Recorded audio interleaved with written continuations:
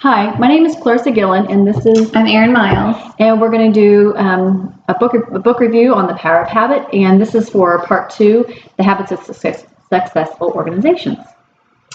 So the author Charles Duhigg talks about habit formation and how it's similar in groups and families and organizations as it is to individuals, and that there's a cue, a routine, and then a reward. And he mentions the Alico company with Paul O'Neill coming in as the new CEO, and his whole big thing is about safety, which is kind of the cue. And then he changes some of the routines in that there's new protocols that he sets up, and it really establishes this kind of new culture within the company.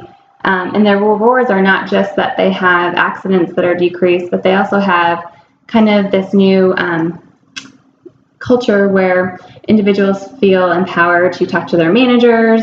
The communication is improved in the company, as well as the initial goal, which is to improve the safety of the company.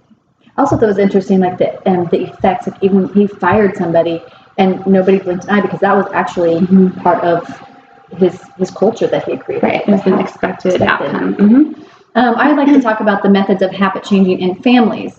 So the way to change a habit in a family is actually find an alternative routine. And they do show that the odds of success does go up dramatically when you do commit with a group or a family or as a group of people. So one way you can try to find keystone habits that start a process that over time transforms everything. And one way they described is when people eat meals together or eat separate together, they do better. So a way you could do this is parents can go home earlier, get home on time to prepare the meal, to make sure that they have the meal ready, and then they can actually have the kids be participants and join in so they're going to start making the meals together and eat as a family.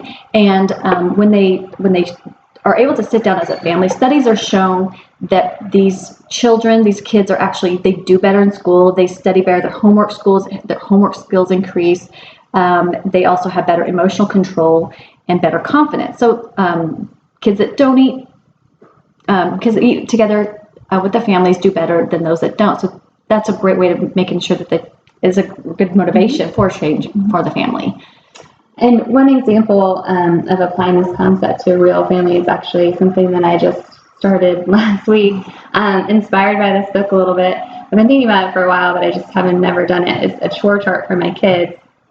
So the cue is when they come down from sleeping, when they wake up in the morning, they come down and it's posted on the pantry, and they have kind of a list of things that they need to do, and it's done and not done, so they can move their magnet over from the not done side to the done side. And one example is my son Gage, who is 6, does his sight words, and then my daughter is 3 and she'll color. So they have a kind of a thing that they have to do, and then at the end of the day, if they get all their stuff done, then they get a sticker, and after so many stickers, they get a reward like ice cream or something like that. So it's just a way to do the whole cue, routine, and then reward, to make these things a habit so they don't even have to think about it.